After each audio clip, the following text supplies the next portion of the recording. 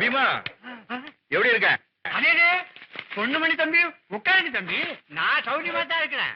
இத பாரு, இந்த பொம்மையில இருக்கிற மாதிரியே இந்த துணியெல்லாம் எனக்கு தச்சு கொடுக்கணும். இந்த மாதிரிலாம் எனக்கு தைக்க தெரியாது தம்பி, இதெல்லாம் டவுன் தையக்காரங்க தான் தைப்பாங்க. தேள் கொடுக்கு மீச திருகிடுவேன்.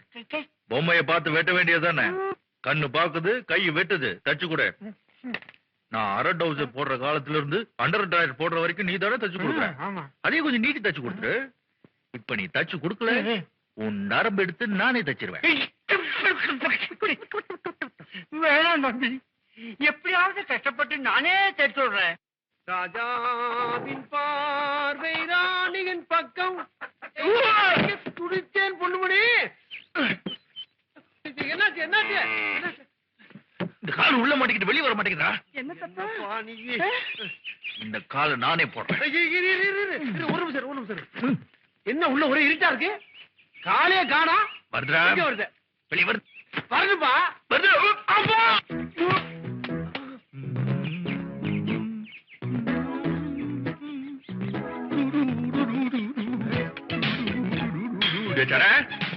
இந்த கையை வெளியே எடுத்து விடு. கால எடுத்ததுக்கு மூஞ்சி வந்து போச்சு. இனி கையை எடுத்தா வாய் அடிக்க வேண்டியதான். நீ மாட்டி காட்டு, நான் பார்த்து சொல்றேன். எப்படி இருக்கு? முழுசா எப்படி இருக்கு? கொஞ்சம் இத நான் எப்படி சொல்றதுன்னே தெரியல. அப்படி இருக்கு. என்ன பண்ணி எங்க போயிட்டு இருக்க? சிந்தாமணி ஊர்ல இருந்து வந்து ஸ்டேஷனுக்கு போறேன். அதான் அடிக்கடி வருது, எதுக்கு இந்த ஆர்ப்பாட்டம்? ஐயோ, இவங்களுக்கு விஷயமே தெரியாது போல இருக்கு. ஏடா வா, இந்த தடவை சிந்தாமணி வருது இல்ல, வந்த உடனே எனக்கு அதுக்கு கல்யாணம். ஏண்டா நீ சொல்லவே இல்லை? அதுக்குதான் இந்த அலங்காரமா? இது என்ன அலங்காரம்? சிந்தாமணி வந்து வண்டியில உட்கார்ந்தாதான் அலங்காரமே.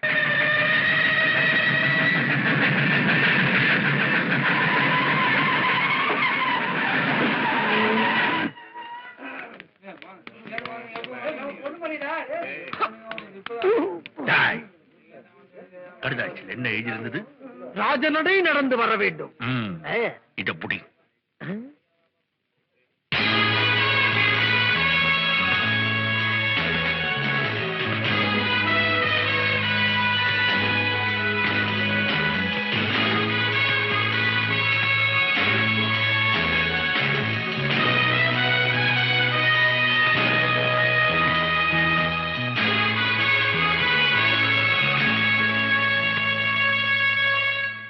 நல்லா இருக்கா? நீ லெட்டர் போட்டல, நான் உடனே மாமனை கூட்டிட்டு நேரம் சத்தியமங்கலம் போயிட்டேன். அங்க போனா கடங்கார தகராறு பண்றான். படவா யாருக்கிட்ட தகராறு பண்ற? எனக்கு இதுல இருக்கிற துணி மாதிரி வேணும்னு சொன்னேன். அவங்கிட்ட சண்டை போட்டு வாங்கிட்டு நேரம் நரம்பு கிட்ட போனா அவ ஐயோ பொண்ணு பண்ணி எனக்கு தைக்க வராதுன்னா படவா நீ தச்சு கொடுக்க கொண்டு விடுவேன்னு மிரட்டு. ராத்திரி பகல உட்கார்ந்து இனவாழை தச்சு கொடுத்தான். எப்படி நல்லா இருக்கா? இதுல இருக்கிற மாதிரி இருக்கா? பார்த்து சொல்லு. இந்த துண்டு மட்டும்தான் என்னது, மற்றதெல்லாம் நீ சொன்ன மாதிரியே தான் நான் தச்சு போட்டிருக்கேன். சிந்தாமணி, நீ சொன்னதுக்காக எவ்வளவு கஷ்டப்பட்டு இதெல்லாம் தச்சு மாட்டிட்டு வந்திருக்க. நீ எதுவுமே பேசாம சும்மா நிக்கிறிய, ஏதாவது சொல்லு. எப்படி சொல்லும் பொண்ணுமணி? உன் அழகையும் ஆட அலங்காரத்தையும் பார்த்து அசந்து போய் நிக்குது. பேச வார்த்தை வருமான்னு. நீங்க தானே சிந்தாமணியோட மாமா பொண்ணுமணி? சொல்லிருக்கா? என்னை பத்தி எல்லாம் சொல்லிருக்குமே. இந்த பொண்ணுமணி மாமா தான் தனக்கு எல்லாம் சொல்லிருக்குமே. இல்லீங்க, இப்ப எதையும் சொல்லக்கூடிய நிலைமையில அவ இல்ல. ஏன்? பரீட்சை முடிஞ்சதும் உங்களுக்காக பர்ச்சேஸ் பண்றதுக்காக கடை வீதிக்கு போனா திரும்பி வரும்போது சுயநினைவு இல்லாம தாங்க திரும்பி வந்தா. இப்ப நீங்க பாக்குறது உங்க பழைய சிந்தாமணியே இல்ல, சித்தபரம பிடிச்சு தன்னே யாருன்னு தெரிஞ்சுக்க முடியாத நிலைமையில இருக்கிற ஒரு குழந்தைய. சிந்தாமணி, நான் நம்ப மாட்டேன். சிந்தாமணிக்கு ஒண்ணும் கிடையாது. குழந்தை என் சிந்தாமணி யார வேணா மறக்கும்.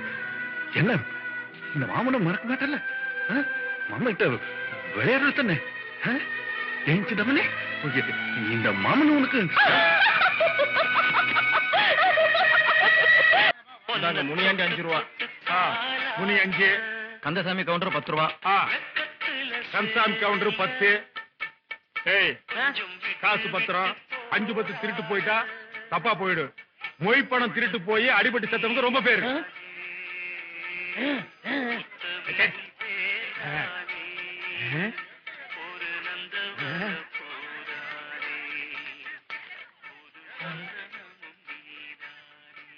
எவ்வளவு இது? கேட்டனா இது வச்சது யாருடா?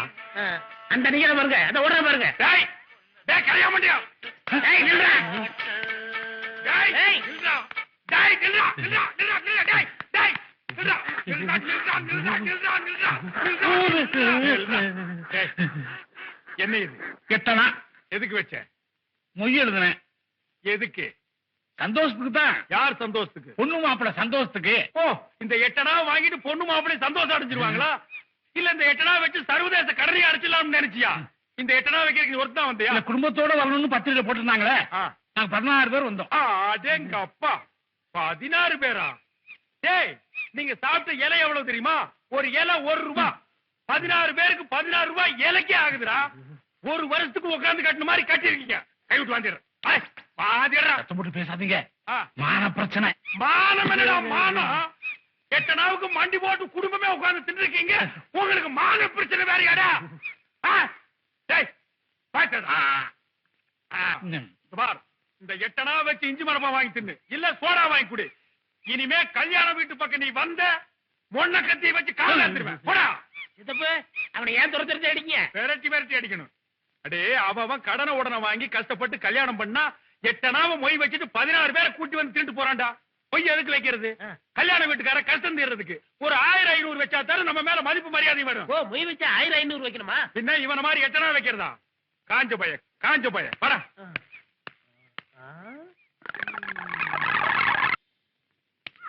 ஏங்க, அமாவாசையில் பிறந்த எங்க அண்ணன் பையனை பாத்தீங்களா? பாக்கலீங்க. தம்பி, அந்த கருப்பு பையனை பாத்தியா? பையா பையா. ஐயா இந்தாங்க. சரி, நீ போ. சித்தப்பு, என்னடா அது மாலையும் கையுமா கூண்டு வண்டியில வந்து இறங்குற? எல்லாம் ஒன்னால சித்தப்பு. என்னாலயா? ஆ. எதுக்குடா? எப்போ என் பேச்ச கேள்றா, என் பேச்ச கேள்றான்னு சொல்லுவியா?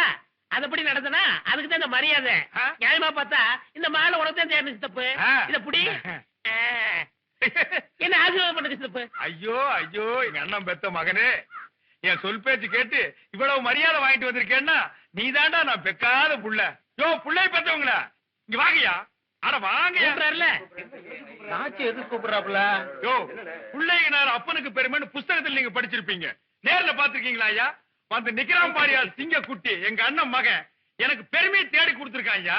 நீங்களும் தான் புள்ளைகளை பெத்து வச்சிருக்கீங்களே. போ, போ. அப்படி என்ன ராஜா நீ செஞ்ச? பக்கத்தூர் கல்யாணத்துக்கு போனா எல்லா பேரும் 5-10 ரூபா மொய் செஞ்சுக்கிட்டாங்க. ஆ. நீ என்ன சொன்ன? 1000 ரூபாய் சொன்னீல்ல, ஆ. அள்ளி வச்சுட்டேனே. யோ பாருங்க ஐயா, சின்ன பையன் 1000 ரூபாய அள்ளி வச்சிருக்கான் ஐயா. ஆமா, 1000 ரூபாய் உனக்கு ஏது? நான் சின்ன பிள்ளையா இருக்கும் போது நீ ஒரு உண்டியல காசு போட்டு வருவியா? அதை உடைச்ச 1004 ரூபாய் தெரிச்சு 1000 ரூபாய் மொய் எழுதிட்டு 4 ரூபாய்க்கு கடலை பொரி வாங்கி சாப்பிட்டேன். ஏய்யா, இந்த மாதிரி ஒரு புள்ளைய பெற்றுட்டு எங்க மூஞ்சிலேயே காரிட்டு பிரியா நீ?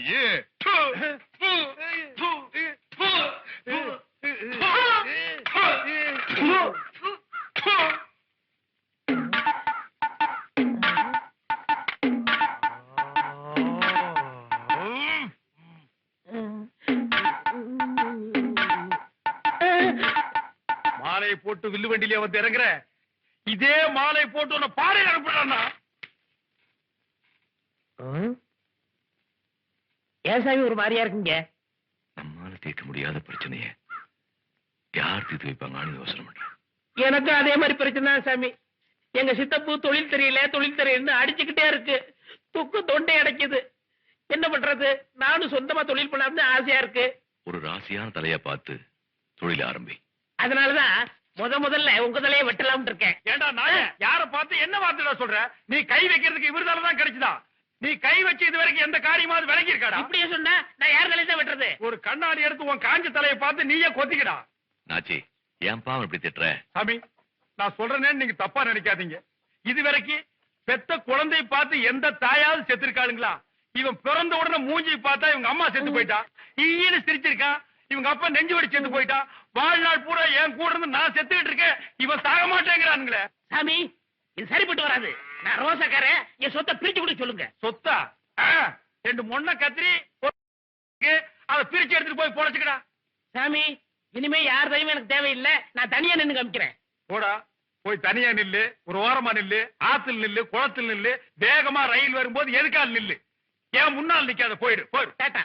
போறத பாருங்க, அடிக்கு தப்புன பண்ணி மாதிரி. தாராவே தெரியாது நாயங்க சாமி. இங்க பாருங்க, நான் வந்த வேலையை விட்டு வேற ஏதோ பேசிட்டு இருக்கிறேன். சாமி, நம்ம சின்னம்மா சிந்தாமணி குறிப்பெடுத்து பாத்துனுங்க. சட்டப்படி அதுக்கு இந்நேரம் கல்யாணம் ஆகியிருக்கணுங்க. நீங்க தான் படிப்பு முடிட்டு அப்படி இப்படின்னு ஏதோ சொல்லிட்டு இருக்கீங்க. இப்போ ஒண்ணு கெட்டு போயில்லைங்க. சட்டு புட்டுன்னு அதுக்கு ஒரு கல்யாணத்தை பண்ணி வைங்க, எல்லாம் சரியா போயிடும். நான் ஒண்ணு சும்மா சொல்லிங்க, ஜாதகம் அப்படித்தான் சாமி சொல்லுது.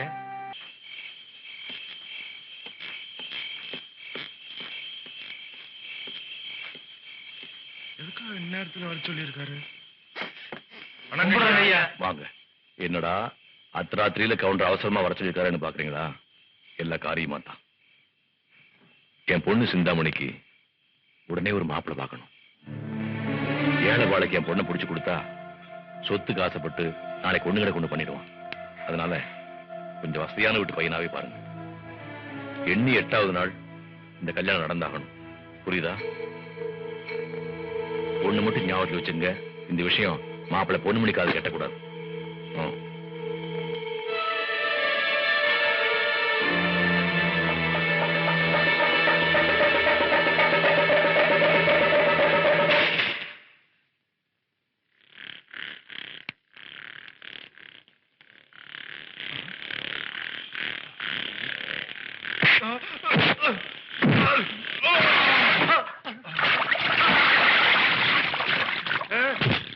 தம்பி என்ன விட்டு. ஐயோ,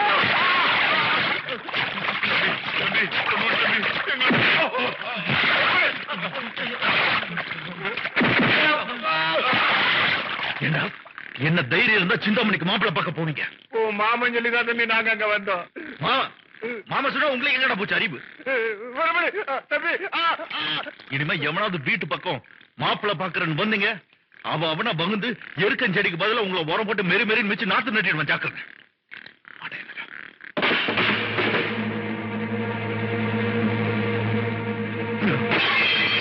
உனக்கு என்னாச்சுடா மாப்பிள்ள? என்ன ஆகல? ஏமாமா, உன்னையும் சிந்தாமணி தவிர இந்த உலகத்துல வேற யாரும் இருக்கா? எனக்கு நினைவு தெரிஞ்ச நாள்ல இருந்து சிந்தாமணி உனக்குதான்.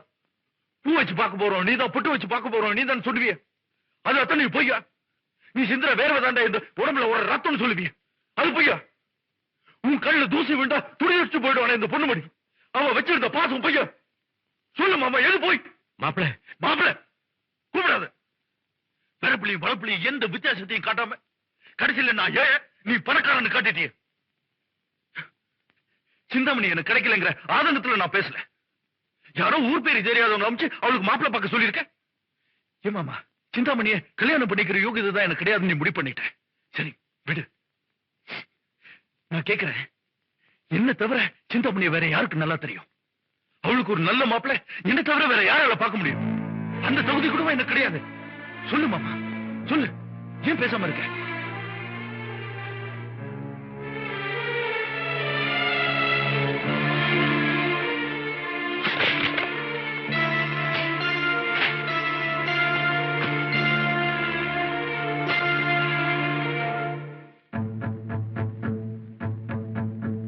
பாரு, இதெல்லாம் பாரு.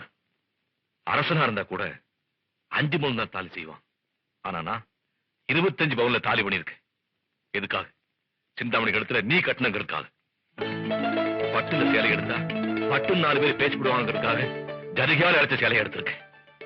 அது மட்டும் இல்ல, கல்யாணத்துக்கு வேண்டிய நகநட்டு பாத்திர பண்டம் அத்தனையும் வாங்கி வச்சிருக்கேன். ஏன் காசுல இல்ல, உன் காசுல. காலம்பூரா எனக்காக உழைச்சியே அந்த கூலி காசுல தான் வாங்கி வச்சிருக்கேன். ஒண்ணுமில்லாத பெரும்பாய்தானேன்னு உன்னை ஊர் சொல்லிட கூடாதே, அதுக்காகத்தான்.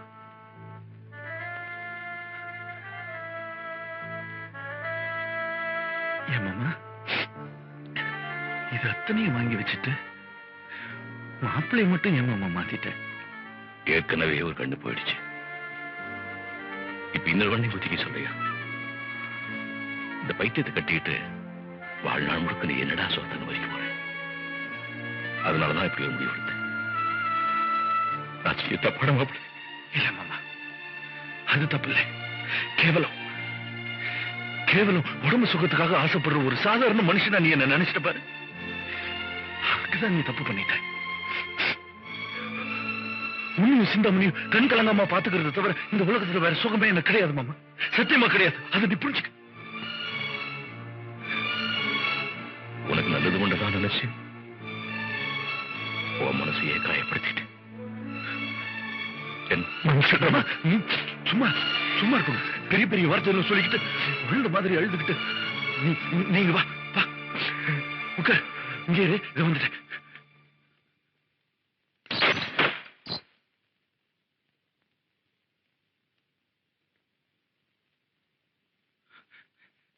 இந்த கட்டிவிடு.